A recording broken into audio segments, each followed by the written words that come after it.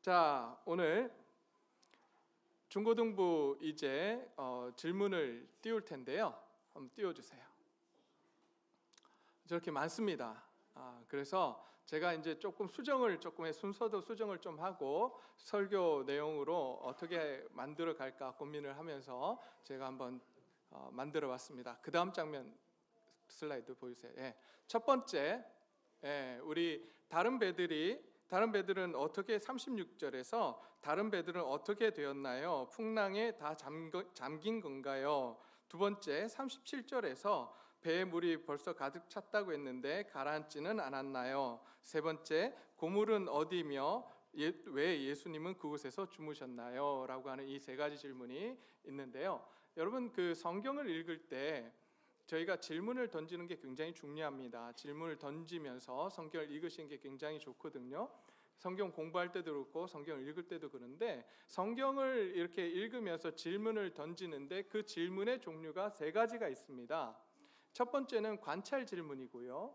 두 번째는 해석 질문이라고 하고 세 번째는 적용 질문이라고 이야기를 합니다. 그래서 우리가 이제 신학교에서 설교학을 배우고 또 성경 해석학을 배울 때 이 세 가지는 꼭 하라고 이야기합니다. 이 세 가지 질문들을 이용해서 성경을 꼭 연구하고 그 성경 연구한 것을 가지고 설교를 만들어 가라. 혹은 여러분 아시는지 모르겠지만 개인 성경 연구라고 하는 것이 있습니다. 그 이제 Personal Bible Study라고 해서 보통 줄여서 PBS라고 하고요. 그러면은 여기서 질문 하나 하죠. GBS는 뭘까요? PBS는 Personal Bible Study고 GBS는 뭘까요?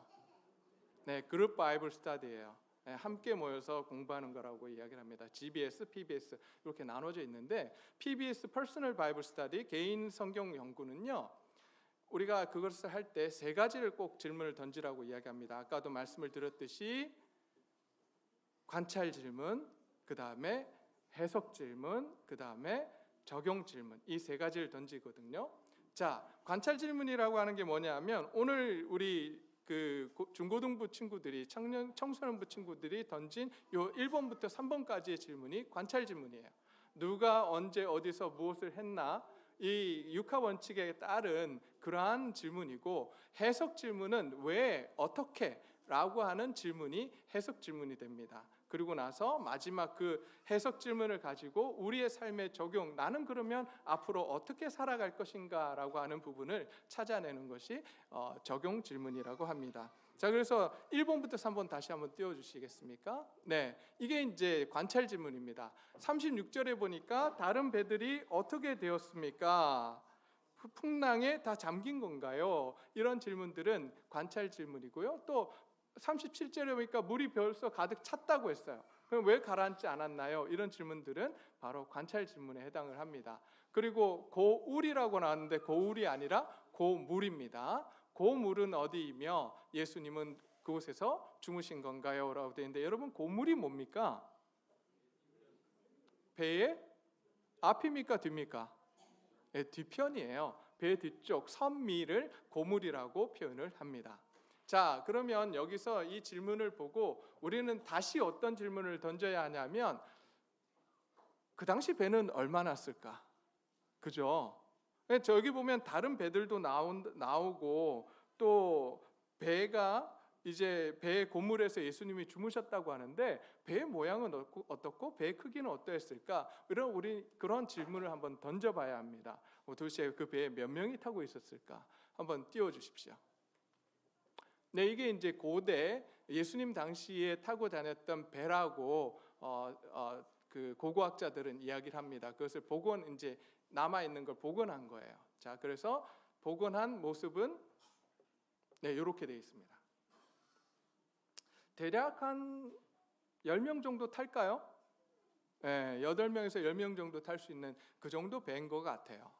그래서 선미라고 하면 저 뒤쪽이겠죠. 이쪽 제가 보는 쪽으로 이쪽인데 거기 끝에 보면 이제 누우실 수 있는 공간이 약간 있어요. 저기서 아마 좀 웅크리고 주무시지 않았나 이렇게 상상을 한번 해봅니다. 자, 그렇다면 여기 나오는 다른 배는 누가 타고 있었을까요?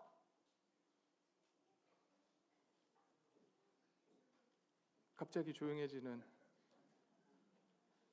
예수님의 제자는 모두 몇 명입니까? 12명 저기 예수님까지 13명 저기 다 탈 수 있었을까요? 뭐 다 탈 수도 있고요. 나눠서 탈 수도 있었겠고요. 그리고 예수님의 그 12제자 말고 또 예수님을 따라다니던 제자들이 많이 있었습니다. 그 제자들이 아마 배를 나눠서 타고 간 것 같아요.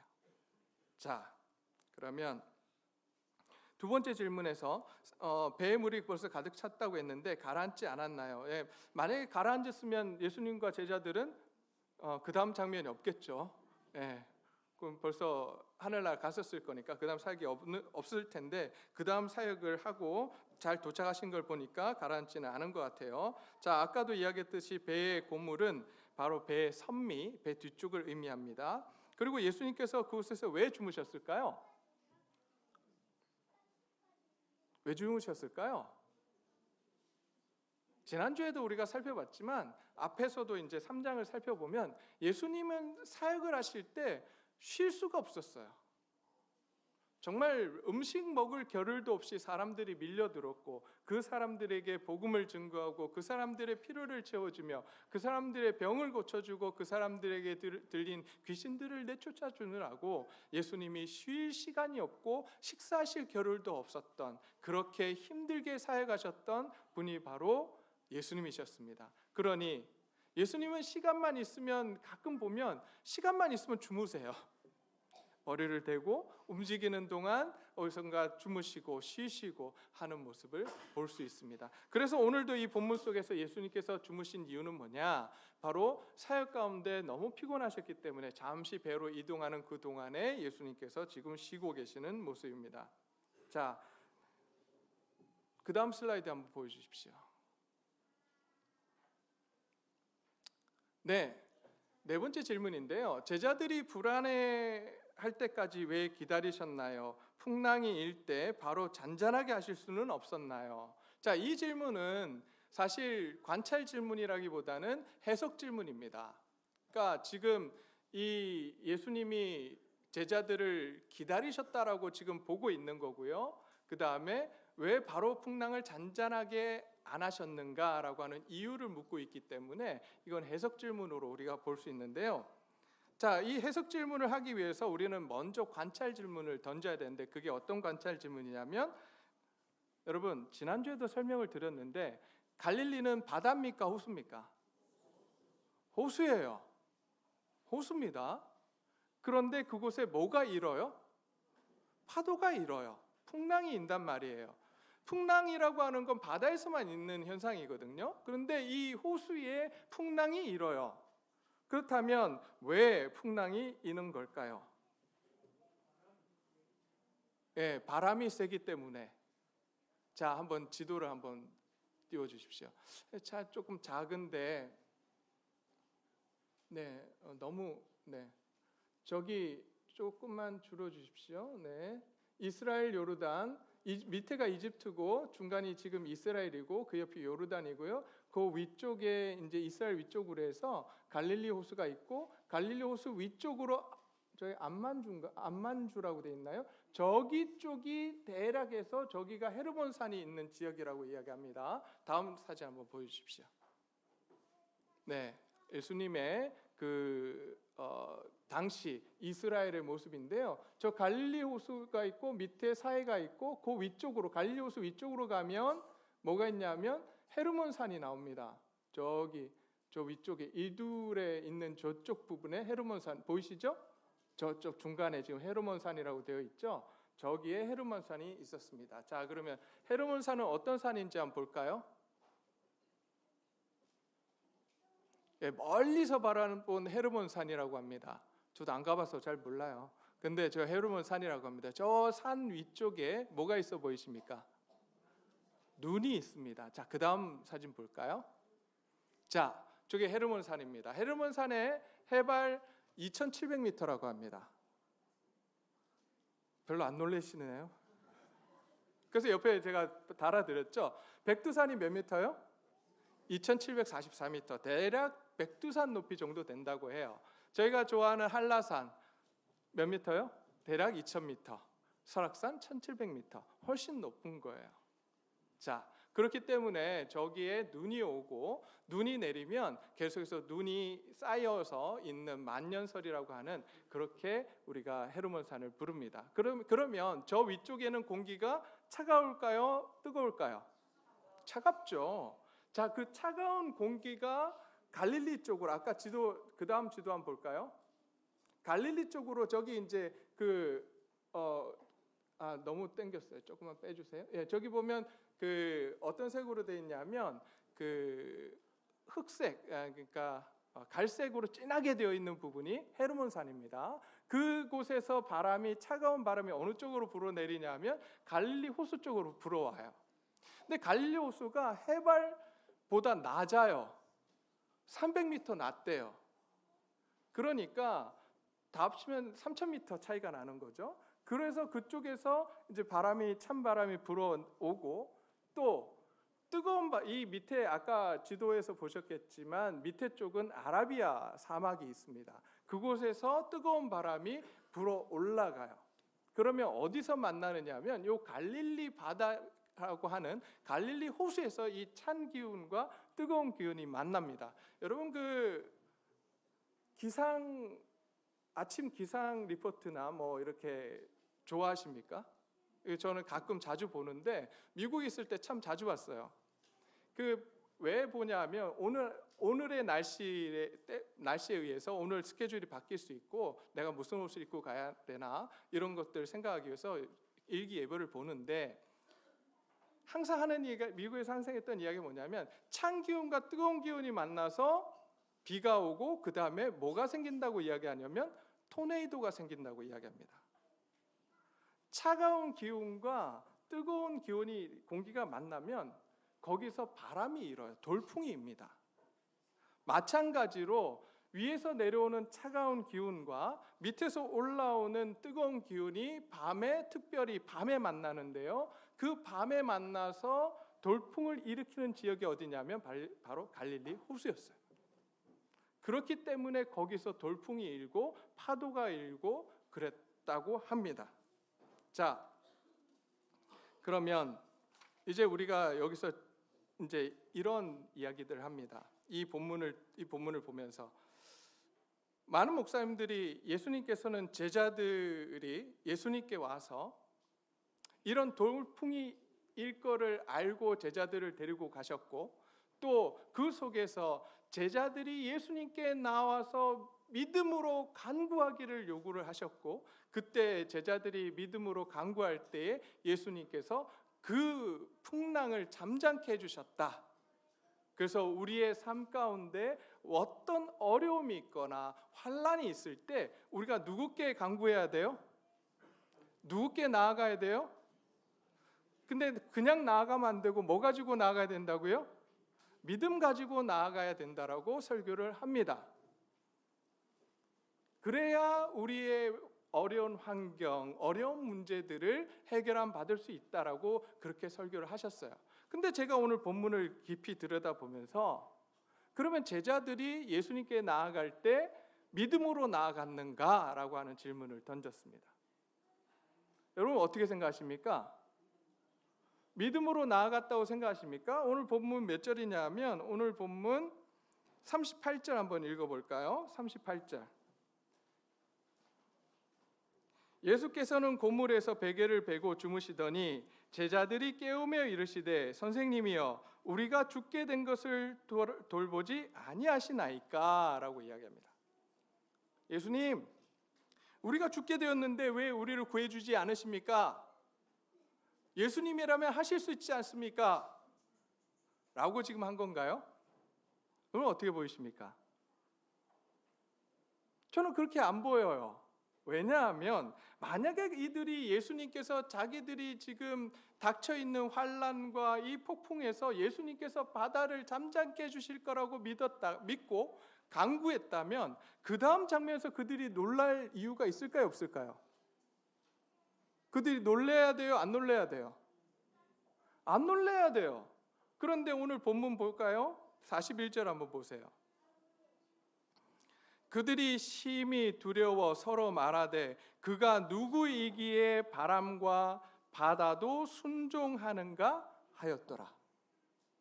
여러분, 지금 제자들이 예수님께 믿음으로 간구했습니까? 아니잖아요.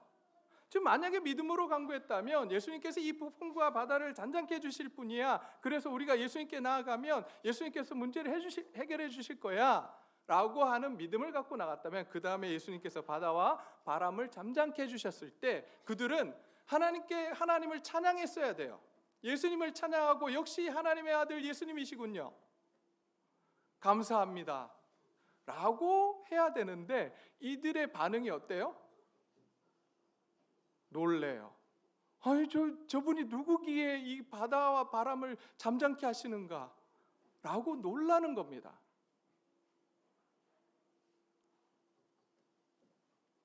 믿음이 없었습니다.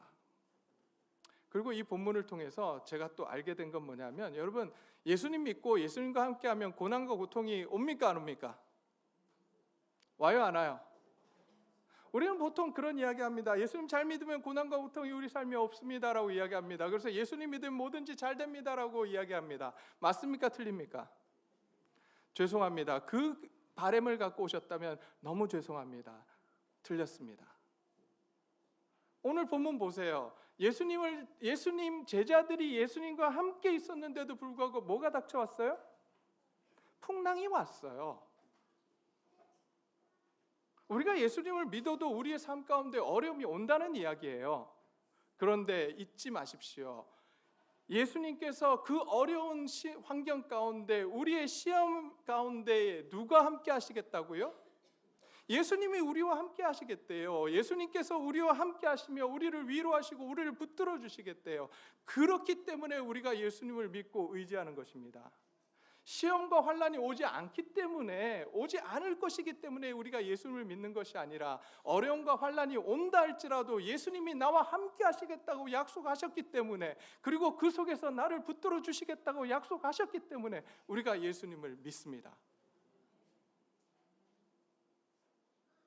그분이 예수님이에요. 그래서 우리가 예수님 믿는 거예요. 믿음 없이 나아갑니다. 믿음이 부족함에도 불구하고 예수님께 나아갑니다.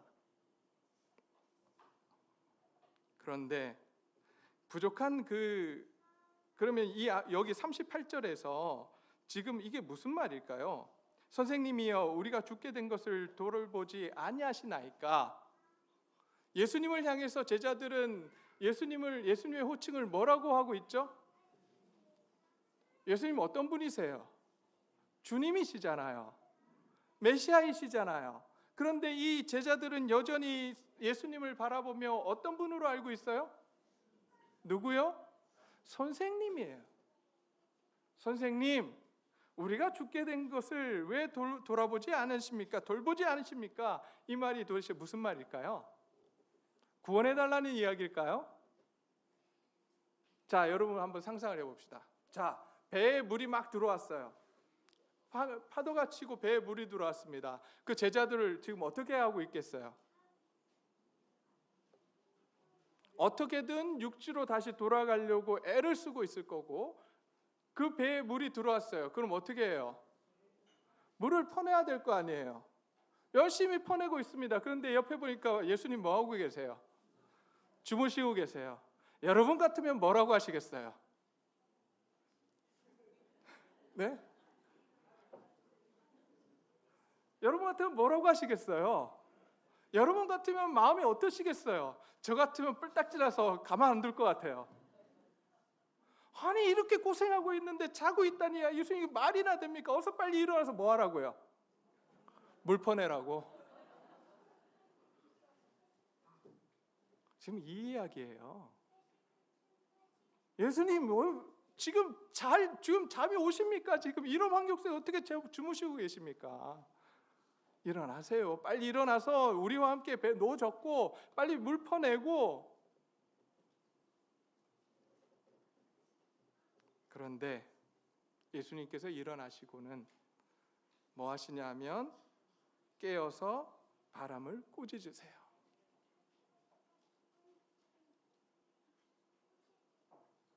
그리고 그 바람과 바다가 예수님의 명령에 순종하고 그치고 잔잔해졌습니다. 여러분,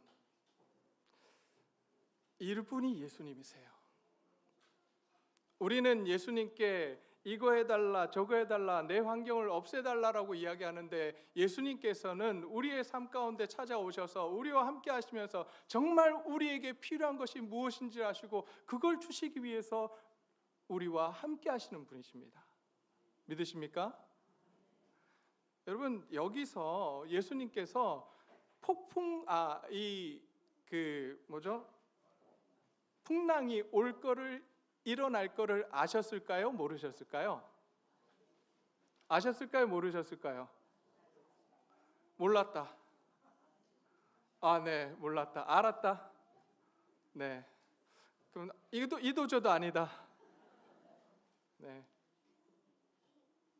예수님은 어떤 분이시냐면 하나님의 아들이시죠. 하나님이시죠. 그래서 풍랑이 일 걸 알고 계셨어요. 그런데 왜 제자들을 데리고 풍랑 가운데로 들어가셨을까요? 풍랑이 일 걸 아셨다면 지금 예수님께서 풍랑 가운데 제자들을 데리고 가시는 것은 뭐가 있다는 이야기예요? 이유가 있는 겁니다. 그 이유가 뭘까요? 여기까지만 설교하고 마쳤으면 좋겠네. 일주일 동안 매일 궁금해서 성경 찾아보시게.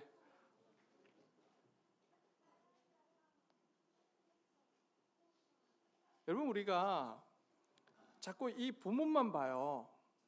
성경 마가복음은 16장 전체가 마가복음입니다. 앞에서부터 보셔야 돼요. 앞에서 제자들이 어떤 상황에 있었는지 그걸 우리는 먼저 살펴봐야 합니다. 자, 3장으로 잠깐 갈까요? 3장으로 가면 3장 13절에 이렇게 되어 있습니다. 또 산에 오르사 자기가 원하는 자들을 부르시니 나아온지라. 이에 12를 세우시니 이는 자기와 함께 있게 하시고 또 보내사 전도하며 귀신을 내쫓는 권능도 가지게 하려 하심이로라. 이에 12를 세우시니 시몬이라는 베드로에게는 베드로라는 이름을 더하셨고 등등등 이렇게 쭉 나옵니다. 지금 예수님께서 뭘 하셨어요? 12 제자를 세우십니다. 사도를 세우셨어요. 자, 이때 제자들 마음 어땠을까요? 많은 사람들이 예수님을 따르고 있었습니다. 그런데 12를 세워서 제자로 삼으시고 사도로 세웠어요. 여러분 같으면 기분이 어떻겠습니까? 네, 정말 좋죠. 드디어 내가 예수님의 오른팔 왼팔이 되는구나. 자, 이제 어떻게 예수님 위해서 어떻게 해볼까?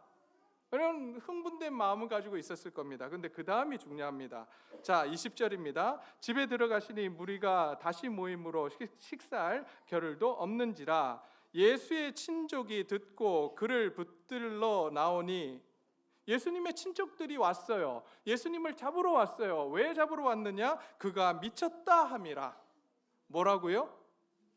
예수님이 미쳤대요. 예수님에 대한 소문이 났는데 예수님이 미쳤다는 소문이 난 거예요. 그러니까 이 친족들이 어떻게 해요? 예수님을 붙잡으러 왔다라고 되어 있습니다. 뿐만 아니라 22절 보니까 예루살렘에서 내려온 서기관들은 그가 바알셉을 짚혔고 또 귀신의 왕을 힘입어 귀신을 쫓아낸다 하니, 무슨 이야기예요? 여러분, 여기서 왜 예루살렘에서 내려온 서기관이라고 이야기했을까요?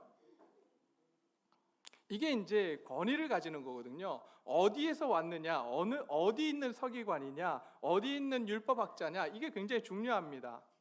쉽게 이야기하면 어느 대학 교수냐, 이 이야기예요. 그러니까 소위 말해서 좋은 대학의 교수로서 있는 사람, 권위가 있는 사람이라고 표현하기 위해서 여기서 예루살렘에서 온 서기관들이라고 표현한 겁니다.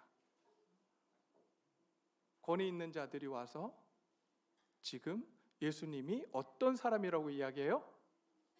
귀신들의 왕을 힘입어 지금 능력을 행한다라고 이야기하는 거예요. 여기서 끝나지 않습니다.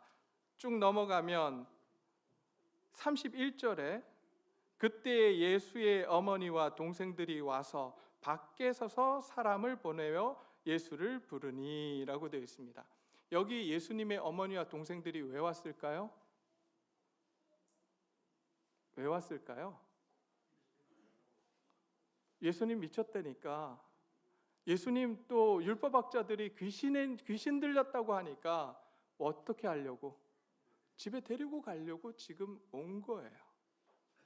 예수님의 어머니와 동생들까지 온 거예요. 여러분, 이만하면 예수님의 제자들 어떨까요? 예수님의 제자가 12제자가 되었다고, 12명의 제자로 택함을 받았다고 좋아했던 제자들입니다. 그런데 친족들이 와서 예수님 미쳤다고 잡아가려고 하고, 또 예루살렘에서 내려온 서기관들이 와서 예수님이 귀신 들렸다고 하고, 또 심지어 예수님의 어머니와 동생들이 와서 예수님을 데려가려고 합니다. 이때 제자들 마음이 어땠을까요? 어땠을까요? 예수님에 대한 믿음이 강해졌을 것 같으세요? 예수님에 대한 믿음이, 예수님에 대한 신뢰가 땅에 떨어진 거예요. 내가 이분을 따라도 되나? 내가 이분의 내 인생을 걸어도 되나? 예수님께서 그들의 마음을 아셨어요. 그들의 흔들리는 믿음을 아셨어요. 그리고 예수님 제자들을 데리고 풍랑이 있는 곳으로 들어가십니다. 그리고 그곳에서 바다를 잠잠케 하세요. 여러분, 이게 그냥 자연현상을 다스리시는 하나님을 이야기하는 게 아니에요. 그 의미도 있지만 두 번째 더 큰 의미가 뭐냐면, 여러분, 바다는 어떤 곳이냐면 사단이 사는 곳, 사단의 거주지라고 우리는 이스라엘 사람들 생각을 했습니다.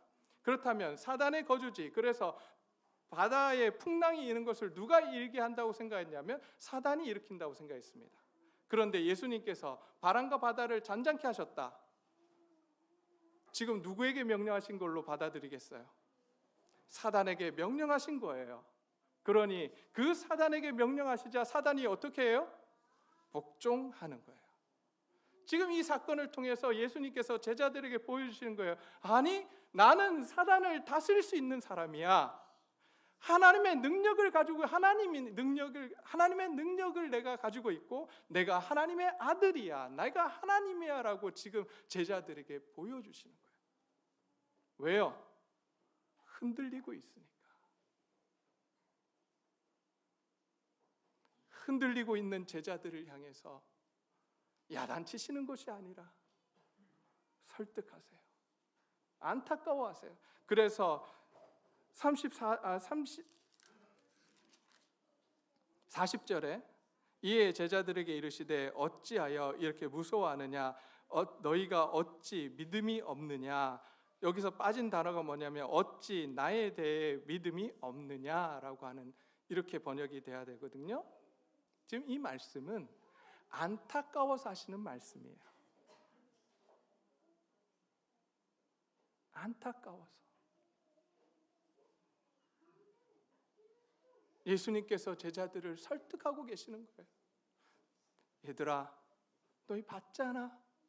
내가 지금 사단을 꾸짖고 바람과 바다를 잔잔케 할 수 있는 하나님임을 너희가 봤잖아. 이제 나를 믿지 않으련, 나와 함께 이제 앞으로 하나님의 일을 감당하지 않으련,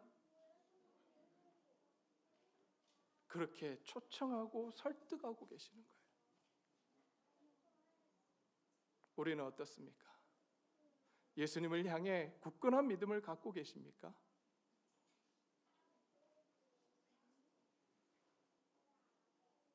오늘 예수님께서 우리의 모습을 너무나 잘 알고 계세요.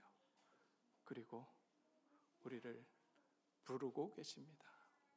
믿음의 자리에 서라고, 믿음의 자리에 들어오라고 우리를 오늘 부르고 계십니다. 그 주님 앞에 나아가기를 소원합니다. 그리고 그 주님을 붙들고 우리가 살아가기를 소원합니다. 그럴 때 우리의 삶 가운데 하나님 일하실 거예요. 그 어려운 환경들을 이겨낼 수 있도록 도와주실 것입니다. 우리가 그 하나님께 나아가기를 소원합니다.